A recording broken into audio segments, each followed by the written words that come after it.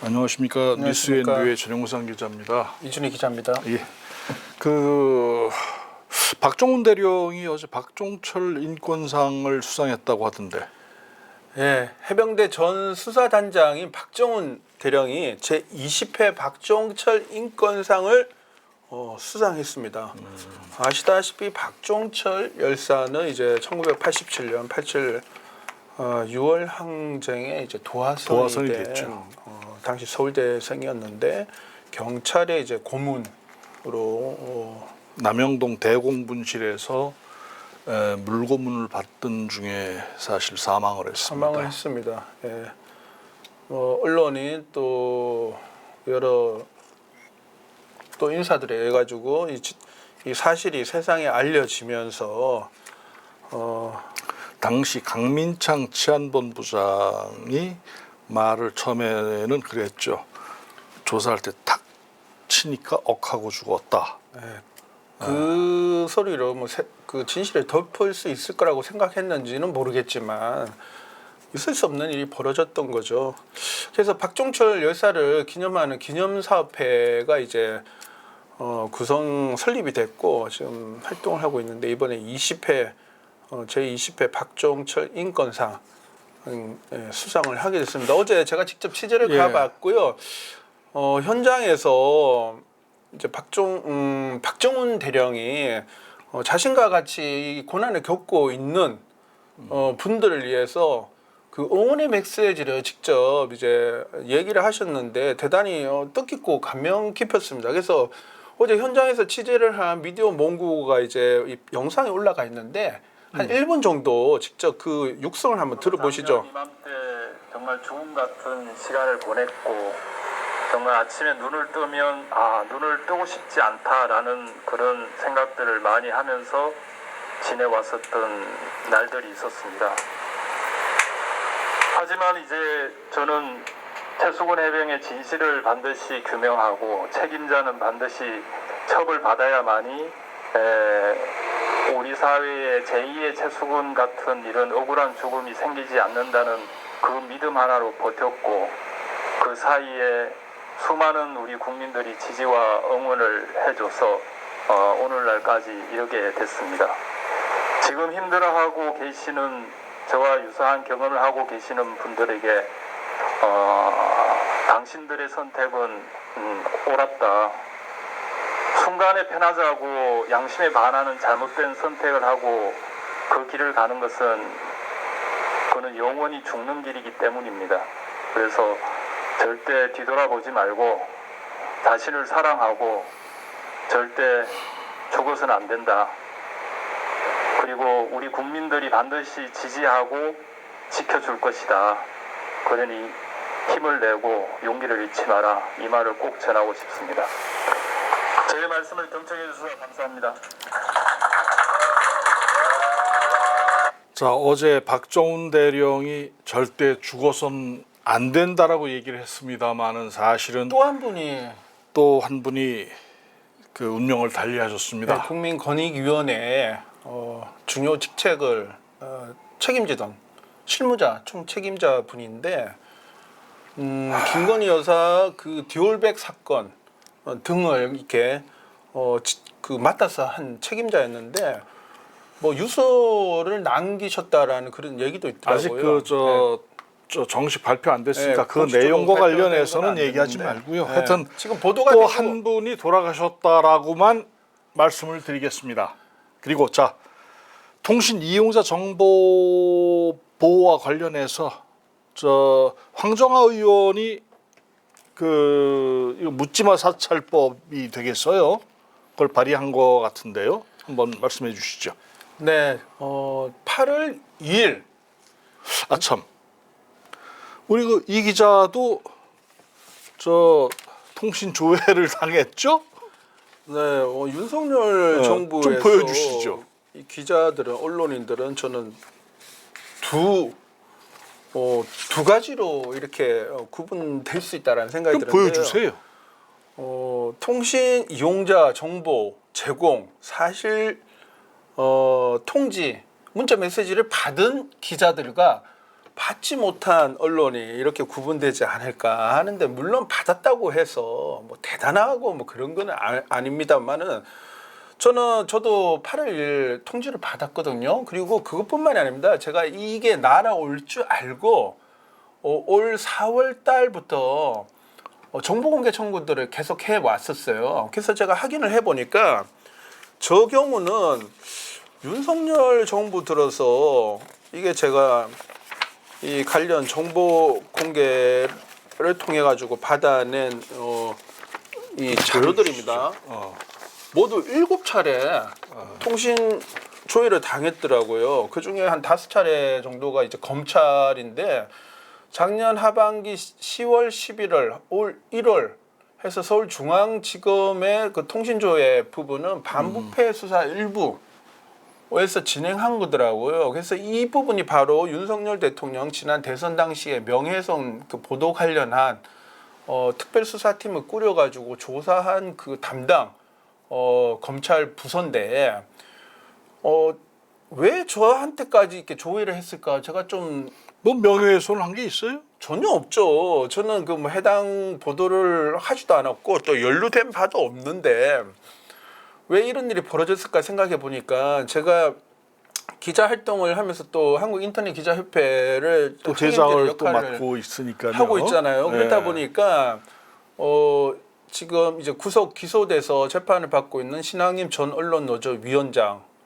신학님 위원장님은 그 현직 위원장 활동할 때부터 저도 당시에 활동을 했고 잘 알고 있는 언론계 또 선배입니다. 선배고, 하여튼 예, 그러니까 그 전화번호도 저장이 돼 있을 거예요. 그래서 이분하고도 제가 이제 평소에 가끔 뭐 문자를 주고 받거나 이제 그런 일이 조금 있었고, 근데 뭐 보도와 관련된 거는 전혀 아니었고요. 뭐 안부 인사 정도였는데, 그리고 그 뉴스버스도 대선 보도 관련해 가지고 또 압수수색도 받고 이진동 대표가 수사도 받고 막 지금 그러고 있잖아요. 예, 그리고 미디어 오늘 또 뭐 미디어스 그리고 또 뭐 뭐 시민언론 민들레, 시민언론 뭐 뉴탐사 등 대부분 인터넷 매체는 이제 한국 인터넷 기자협회와 이제 연관이 돼서 같이 네트워크를 구성하고 활동하고 있는 소속사이거나 이제 인터넷 매체들인데, 대부분 매체들은 평상시에 뭐 일상적인 취재나 여러 가지 현안 관련해서 언론 자유를 위한 이런 것들 연락을 주고받고, 또 그런 일이 발생할 때 제가 현장에 가서 지원도 하고 이런 활동들을 해왔는데, 계속. 이분들과 통화를 한 게 이 통신 사찰의 빌미가 됐던 거죠. 그리고 저뿐만이 아니라 이번에 확인된 거는 대략 추정이지만 뭐 3,000명에서 뭐 최대 10만 명까지 통신 이용자 정보 조회를 당했다. 근데 아니 뭐 10만 명이라고 하는 내용은 아직 드러난 내용 아니니까. 근데 이걸 아셔야 돼요. 그럴 수도 있어요. 왜 그런 줄 아세요? 이 그 핵심 피의자와 참고인들이 있어요. 참고인들이 이게 몇십 명, 수십 명에 달할 수 있는데, 그 각각의 참고인들의 휴대폰에 안에 저장돼 있는 혹은 통화했던 모든 전화번호를 합치면은 수만 명 이상의 규모의 인사들에 관해서 통신 조회가 이루어졌을 거라는 현재로서는 추정이지만 그런 얘기까지 나오고 있을 정도로 심각하죠. 그래서 그렇다 보니까 언론계 뭐 참여연대나 민변 등에서 이건 사실상 통신 사찰이다, 인권 침해다, 이런 비판들이 나오고 있는 거죠.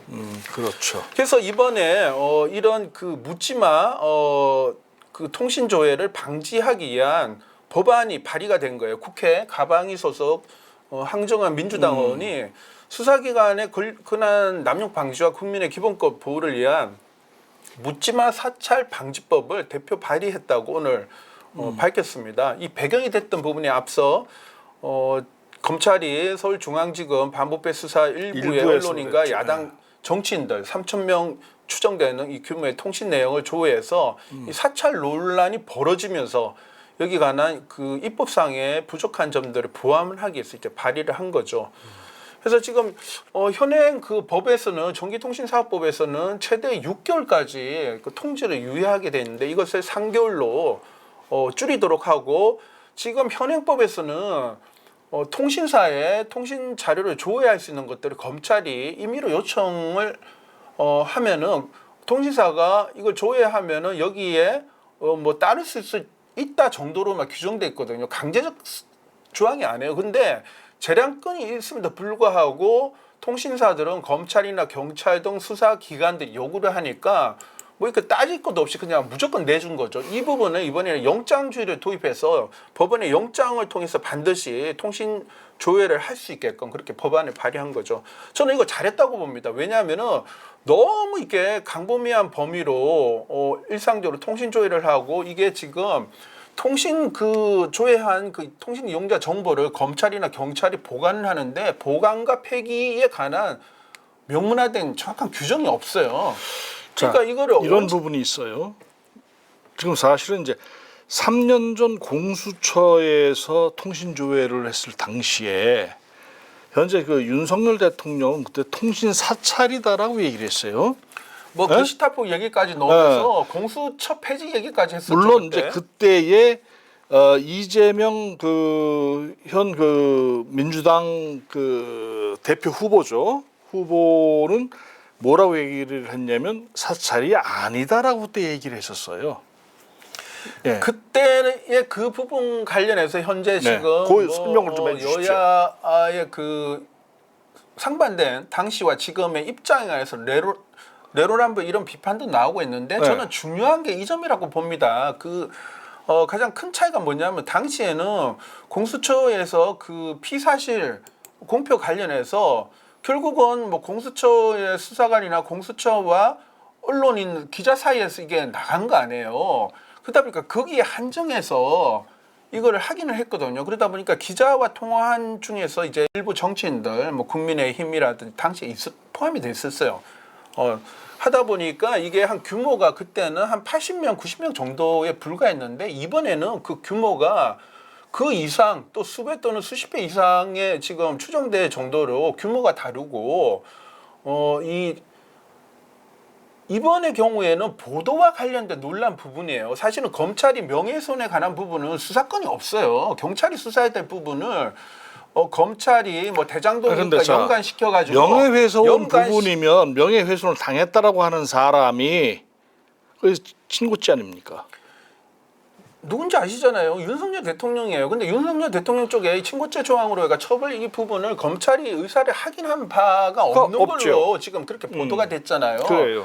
그렇다면 검찰이 수사의 사안이 아니라 경찰에서 명예훼손 부분 특히나 보도와 관련된 부분이기 때문에 신중하게 접근해야 되는데 마구잡이로 수사를 하고 기소를 해놓고 지금 뉴스타파 등에서 강력하게 반발하고 있고 지금 최근에 그 재판이 열렸지만 공소사실에 전부 부인을 했거든요.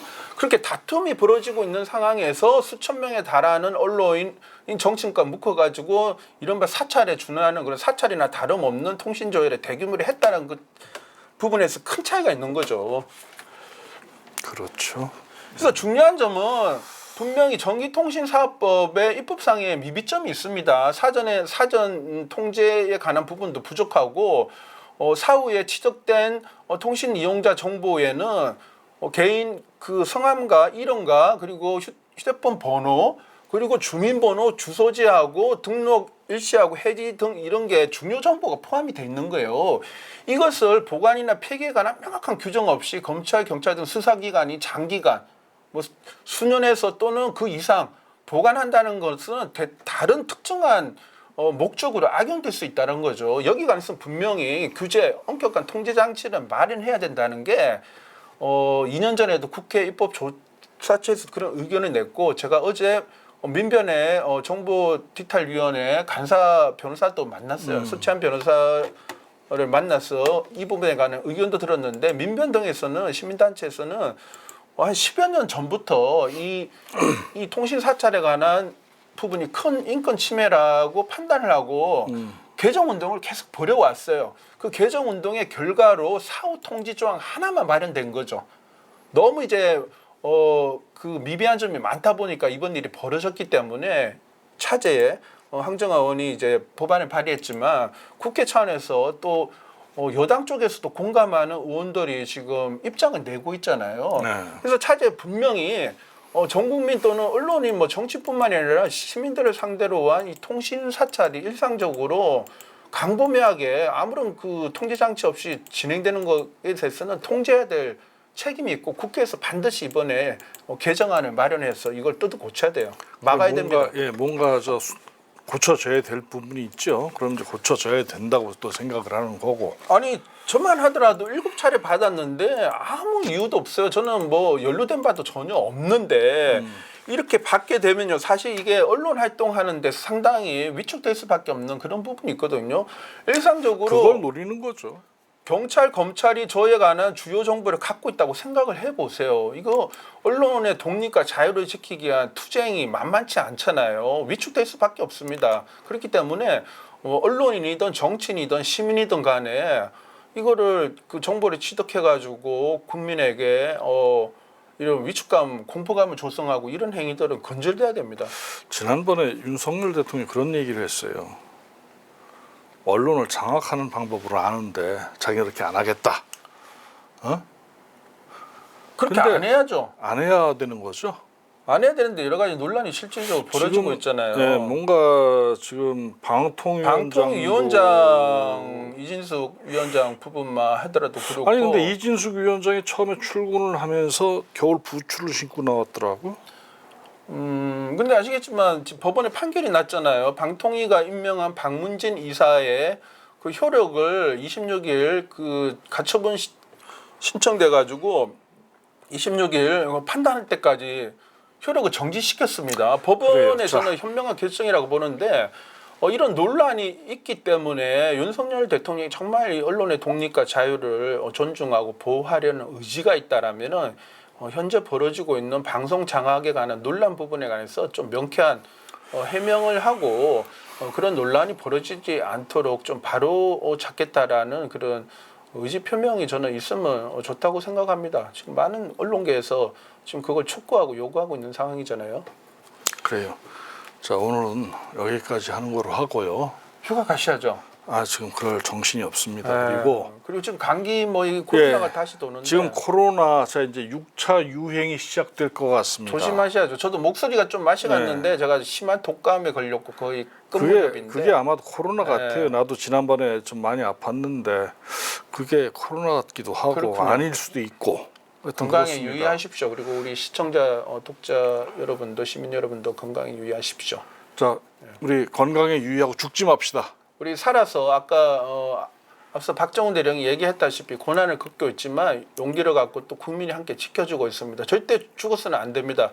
우리 살아서 좋은 세상 봐야 되잖아요. 예, 시민 여러분 좋은 세상을 만나고 볼 수 있도록 이겨냅시다. 자 감사합니다. 고맙습니다.